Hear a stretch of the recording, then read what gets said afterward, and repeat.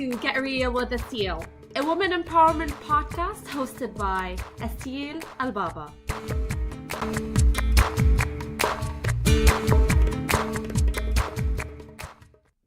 Hello and welcome to another episode of Get Real with Asil. Today is Monday, February 19th, 2018. Today actually is Family Day in Canada, so it's a holiday. And I do hope that everybody listening to this podcast is enjoying time with their families, even if they're not in Canada, because I do have listeners around the world. It's always good to have, block times with families on a regular basis so that you're bonding and enjoying each other's times. And really, these are very precious memories and moments in our lives. So I hope you take some time to really cherish the ones you love and spend as much time with them as you possibly can. So for today's episode, it's really just a continuation of the episode I started last week, which was called Master Your Mind. So if you haven't got a chance to listen to Master Your Mind, which was published last week, I encourage you to do so because in that, we started with a fable that has symbols in it. And each of these symbols represented a huge lesson takeaway in itself. So last week, we started with talking about the mind, which was extracted by the symbol, the garden. And today, we're going to be talking about the symbol of the lighthouse and the symbol of the sumo wrestler. So for these things to make sense for you, I strongly suggest again that you listen to Master Your Mind first and then come back to this episode and listen to it after. So to continue with the lighthouse in that specific fable was representing purpose, following your purpose. So Julian, which was the lawyer who was learning all these lessons from the yogi, was sharing his takeaways with his friend, the other lawyer. So he was telling him about the importance of having this fueled purpose that ultimately shapes your journey. And it's very important, according to Julian, to be setting clear, defined personal, professional, spiritual goals, and then actually having the courage to act on them. So following your purpose is extremely important. And first, before you even follow it, you need to actually identify it, discover it, and realize what it is. Because ultimately, that's what puts your life work into perspective.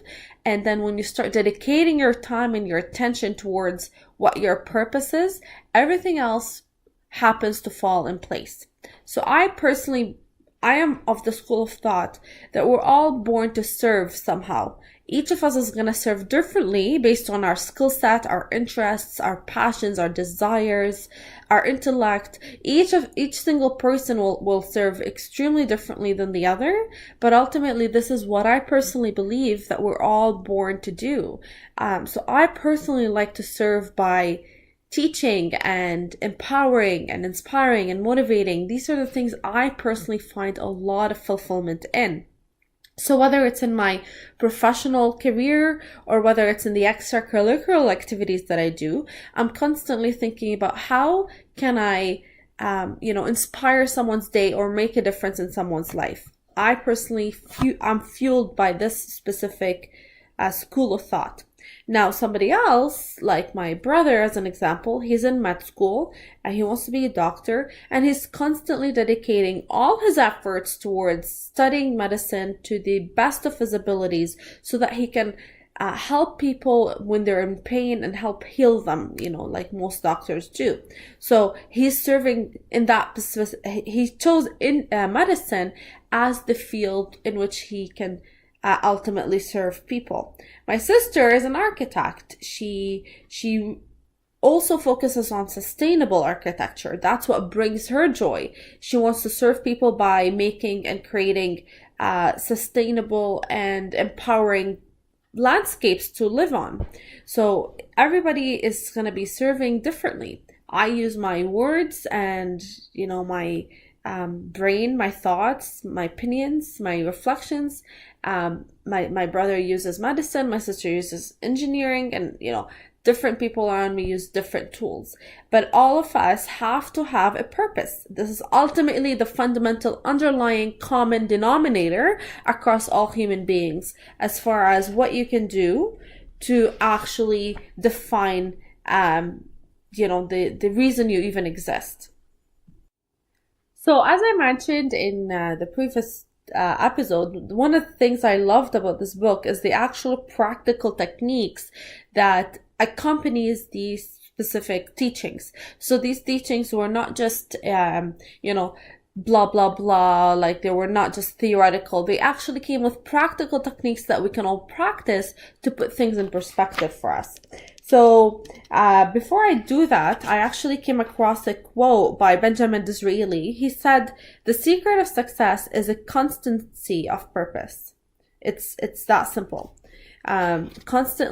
Constancy of purpose is consistency of purpose as well. When you're working towards a goal and you become really, really obsessed with it. So one of the techniques that was offered by this specific chapter is the 5-step method for attaining goals. So how do you attain your goal? But before you even get into that, it's really important to understand the power of self-examination to first understand your purpose. Once you understand your purpose, then you're able to properly set goals for yourself in a more alignment fashion, and that brings you happiness, because happiness ultimately is achievement. Achievement brings fulfillment, and fulfillment makes you absolutely happy. And my wish for you is to experience blissful happiness, peaceful, Zen-like happiness that's lasting, sustainable, and real. This is my wish for you, and this is why I try to learn these things so I can personally achieve that in my life as well, but also spread it to as many people as I possibly can. So the 5 method of attaining goals, the first one is have a clear vision of your outcome. So I speak a lot about the power of visualization. I've spoken about it in previous episodes, and I constantly remind you how important it is to visualize your outcome. So start backwards. So if your goal is, let's say, to win a Peace Prize, Nobel Peace Prize, for example, this is just something random, then imagine yourself getting that Nobel Peace Prize. That would be your outcome. Visualize it as clearly as possible, and then work your way backwards. So if that's the outcome that you're aiming for, what steps do you need to take to get there? But the first one is really visualizing what that outcome is and make it as clear as possible. So for example, getting or earning success at work is very generic. It means nothing. What's success at work? But defining what success at work is, that's a specific outcome that you can start working towards. So whether it's a specific title, specific, position, or specific duty, specific income level, specific, industry that you're working in, get as specific as you can. And that's how you can actually determine your outcome. The second step would be to create positive pressure to keep you inspired. So positive pressure means you can either basically punish yourself when you do not adhere to the things you said you have to do in order to achieve your goals. So if you procrastinate, or if you don't do certain things, fall out of the line, punish yourself. But these are just positive reinforcements. For example, punishing yourself would be, let's say, not having dessert for after dinner tonight, because you're just punishing yourself. One of the things the yogis did were whenever they actually got out of that habitual things they've achieved or set for themselves, they would go to a very icy cold running water in the mountains, and they would stand underneath the water until their bodies cannot handle it anymore. And that was a form of how they punished themselves. It was a constant reminder that you need to be absolutely disciplined, and when you're not disciplined, then there's consequences that comes in place. So think about certain positive pressures that can keep you inspired. You're not necessarily doing self-inflicted harm here, and I am by no means suggesting you do. but this is just a way to keep you disciplined, because this is how we operate. Think about how you were as a child.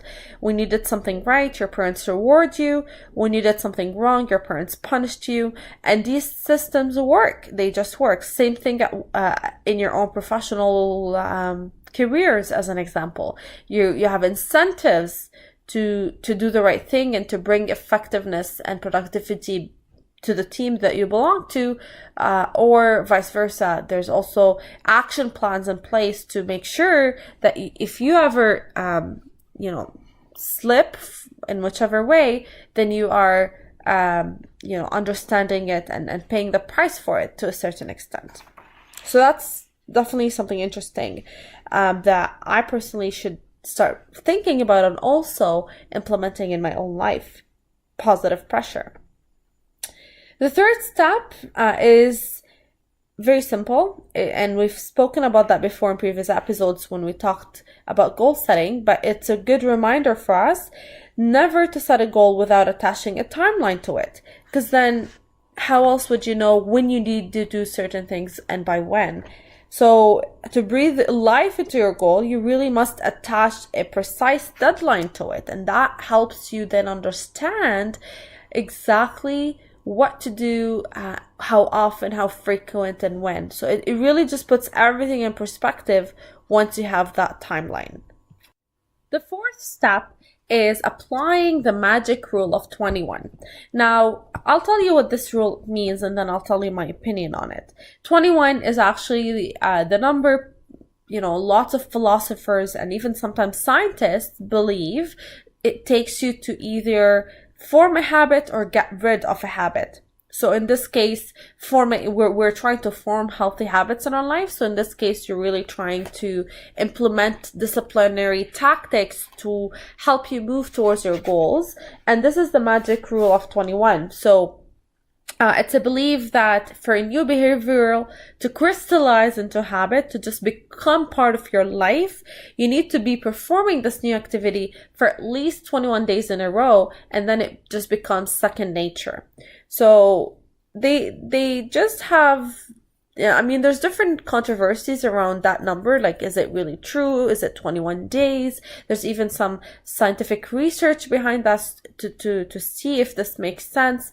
And realistically speaking, I do believe in the power of repetition and consistency, but I'm not so hung up on the number itself, 21 days. I think it could take 21 days for some people. It could take even shorter for others and longer for others.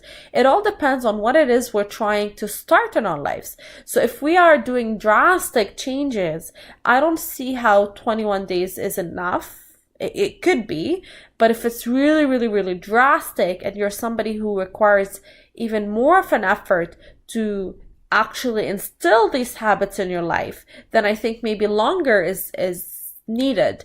And I don't really think it matters how long it takes you to get disciplined or achieve a life that you're happy and proud of, because this is such a great thing to work towards. So I don't really care how long it's going to take you, 21 days or more. It's really irrelevant for me. I just want you to understand what's on the other side, and what's on the other side is a life that fully moves you and you're proud of. So absolutely, it's something that needs dedication, hard work, and ultimately sacrifices, but it is so worth it. Which really brings me to the last point, which is enjoying the process. So whether it is you're setting yourself career goals, physical goals, spiritual goals, relationship goals, whatever goals you're working towards, there could be a lot of ups and downs along the way. And let me rephrase that. It's not that there could be, there will be. That's a certainty. That's what life is all about. There will be obstacles. There will be ups and downs. Having the faith in yourself to figure it out as you go, but also enjoying the process. You're not just working towards the outcome goal that I told you about at the beginning of this episode. Great thing to be engaged with what you actually ultimately want to achieve. But the most important thing is not just the destination, it's the journey within itself. Because you need to enjoy every day and what every day brings for you, not just working towards the goal and thinking that your happiness is solely tied by achieving that goal and it's not attainable ahead of time. Because happiness is within you. And if you're happily working towards something, then you're able to manifest it much sooner, much more effectively, and obviously you're having fun with your life. What more can I say about that? It's really important to never forget the importance of living this exhilaration. You cannot neglect to see the exquisite beauty of life. And if you're just solely focused and solely being disciplined, and you just have these strict, rigid things in your life that you need to achieve, and you associate happiness to just achieving them, then you're missing out on the full bigger picture, and it's a shame to see when people do that. It's much more important to actually enjoy the process than it is just to appreciate and be proud of yourself by achieving the outcome that you set your mind to. Bear that in mind. So that was what the lighthouse symbolized, and now I'm gonna get into the other particular symbol, which was the sumo wrestler. The sumo wrestler actually is a symbol for the practice of kaizen. And kaizen is a Japanese word that talks about never-ending improvement, constant learning, and constant improvement. Something I am personally very, very, very passionate about. So I think truly that self-mastery is actually being disciplined about improvements on a daily basis, constantly and consistently learning. So the wisdom behind it is really self-mastery. It's really starting to master yourself. And in this specific ritual, or this specific symbol, they shared 10 rituals that I will actually share with you, because I wrote them down in order for myself to share them with you.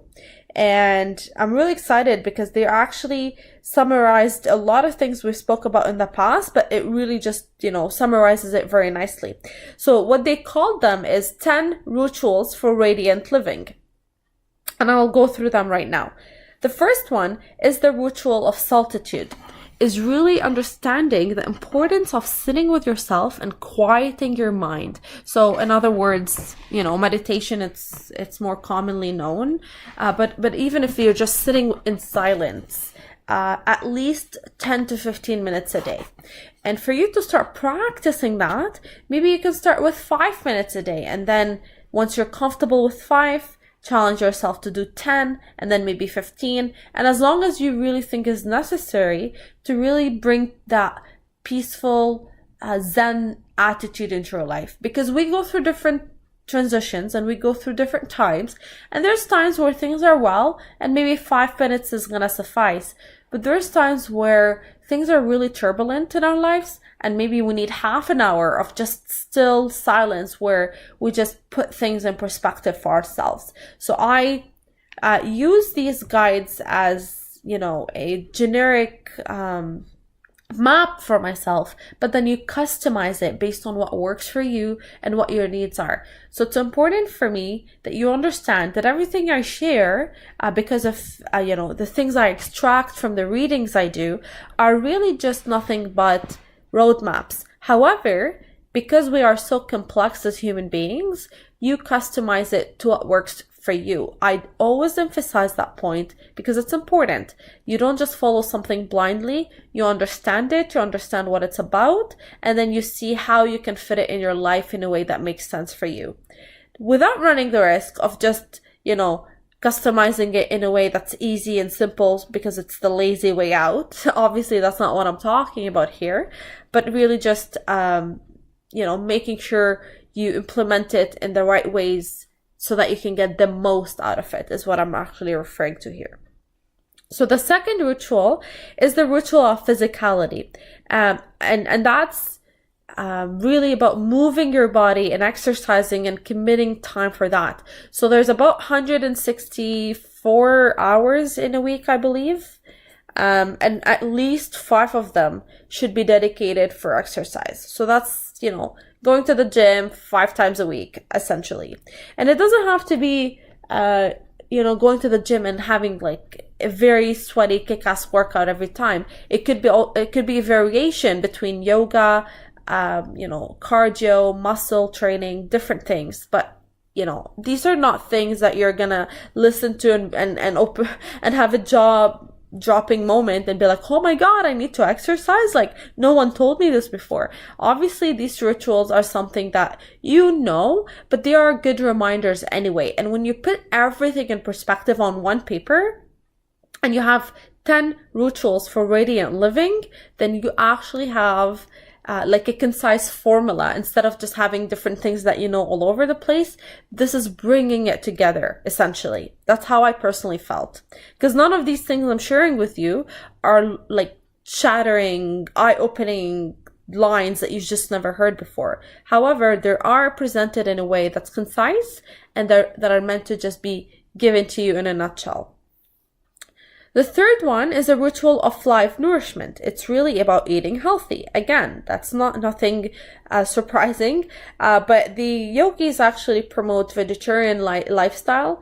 I'm not going to get into that debate. There's so much controversy about vegetarianism, veganism, or just regular diets.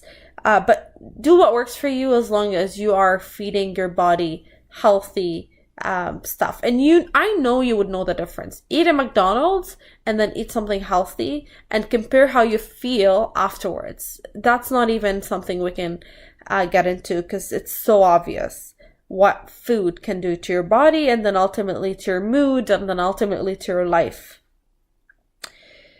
So the fourth one is the ritual of abundant knowledge. So lifelong learning, and at least you need to be committing an hour of your day towards constant learning, whether it's reading a book, listening to a podcast or an audiobook, watching educational, whether it's documentaries or movies or online courses.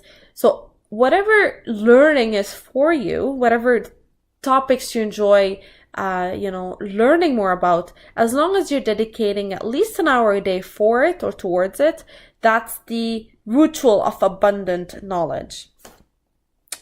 5 would be the ritual of personal reflection. That's when your inner contemplation plays a huge role in actually making sure that whatever mistakes you do throughout your day, you're actually learning from them. So at the end of the day, having personal reflection is so important, going through the things you've done or the things you've said and highlighting where you went wrong and where you went right, so you can feel proud of yourself for the things that you did properly and also learn and understand why you acted wrong and make sure it's something you work towards improving. I'm a huge fan of this one. 6 would be the ritual of early rising. So the way I feel about this as well is how should I say it? Well, I don't believe that we're all meant to be early risers, because I believe some people are night owls. So yes, it's important that if you are a morning person, you cherish and embrace your morning routine and start the day off the right way. The way you spend your first 5 minutes waking up really has a huge impact. I cannot stress this enough. Huge impact on the rest of your day. I'm not sure if you've heard the saying before that I woke up on the wrong side of the bed. And that's really referring to when you're having a bad day, you just refer to waking up on the wrong side of the bed. But that's symbolic, because really it's how you wake up that ultimately flows through the rest of your day. So when things, when they say when it rains, it pours. When it starts going downhill, it just keeps going downhill. And at the end of the day, you just had such a shitty day because one thing dragged the other. But really, the way you woke up out of bed, the first thoughts you were having have a huge impact to why that day happened the way it did. I really strongly suggest you start reflecting on these things and how they're intertwined and how they're connected with one another, because ultimately we have the tools in our own mind, and the faster we understand how we can control it, the better quality of lives we have. Obviously, we're human and we're not perfect. Even I have awareness to these things, and I still have very shitty days. This is just natural part of my self-growing, because Kaizen, like I said at the beginning of this specific symbol, is a life dedicated to self-mastery and lifelong learning. And that comes with the understanding that there's days where you're not perfect, and there's days that are going to be far, far, far from perfect. Just learn from them and, keep going is the only thing you can do. So back to the ritual of early rising, to summarize it, if you're not a morning person, then I don't think you should kill yourself to get up early and, become a morning person. Maybe you're a night owl. Maybe you really enjoy working. I actually know this person who works throughout the night. He literally starts work at 10 p.m. and goes to sleep at, let's say, 6 a.m. or 7 a.m. And that's how he gets the most productivity. That's when he's most creative. That's when he's the most inspired. That's where he's the most productive. So who's to say that that specific routine is wrong? That's what works for him. He knows himself well enough to have developed a lifestyle that works for him so that he can bring the most out of him to the world. So I don't see anything wrong with that. 7 would be the ritual of music, embracing music. I love music. And music, I think, would bring a lot of emotions out of us. So when you're working out, you want that fast-paced music. If you're trying to study, you want this, instrumental classical music or trance or house or, whatever works for you. Some people are really inspired by, let's say, hard rock or Metallica. It's not for me, but I know that a lot of people enjoy that. So music is a really interesting tool that you can absolutely embrace to get you going in whichever direction you want. Either get you going in a motivated way or calm you down. Either way. 8 would be the ritual of the spoken word, mantra chanting. Mantra really refers to a mind-freeing phrase. That's exactly literally how it's translated, mind-freeing. So if you can come up with specific phrases that you need to lift yourself up when you feel down, for example, let's say you're having doubts at your work, you're not sure you can do certain things, you have deadlines you have to meet, and you're just stressed out of your mind. If you have specific mantras for that situation where you repeat something to yourself, for example, I'm capable, I am gonna achieve whatever it is you're trying to achieve, and I am a successful person. Repeating that specific mantra, I'm capable, I'm successful, and I'm going to achieve X, and repeating that over and over and over again, that spoken word has lots of impact and effect on your psychology and ultimately your mind and your body and your outcome. They're all very much intertwined, and I cannot stress enough how these little tactics and little ritual can have a difference on you. I'm going to share something I personally did. I have a mantra for when my body is feeling weak and I'm feeling like I'm getting sick. I say to myself, my body will do whatever it takes to heal itself. So when I'm feeling like I'm catching a cold or I'm just in so much pain for whatever reason, my back or my shoulders, whatever the case is, I just lie in bed as I'm going to sleep and I repeat this mantra for myself. My body will do whatever it takes to heal itself. My body will do whatever it takes to heal itself. And I just keep chanting this over and over and over again, and it actually really makes me feel better. So yes, there's days where I'm still gonna get sick, but I feel better in a different way. I just feel like, my body's just going through this detox as an example, but I'm gonna be fine and I'm gonna be okay. And sometimes I wake up perfectly fine. Like I feel so sick. I feel like I'm getting so sick going to bed, and then I repeat this mantra so much and I intensely focus on it, and I wake up in the morning and I'm fine. So I'm not saying that you're just going to start healing your life and yourself and everything in your life is going to become perfect just because you repeat certain mantras. But I am saying that if you need short-term positive reinforcements, these things work. So if you're going into a job interview, as an example, here's another one, and you're feeling very clustered and nervous and whatever the case may be, then if you have a phrase for situations like that, like I am confident, I'm capable, I got this, I'm going to do whatever it takes to nail that job interview, and you repeat these specific sayings out loud if possible, then you are really setting yourself up for success. And I truly believe in that. So the power of positive words. I think you should have a mantra for different situations in your life. And they are really short term, it's going to kick you in the ass, believe me. The 9th ritual is the ritual of congruent character. So daily action to strengthen your character.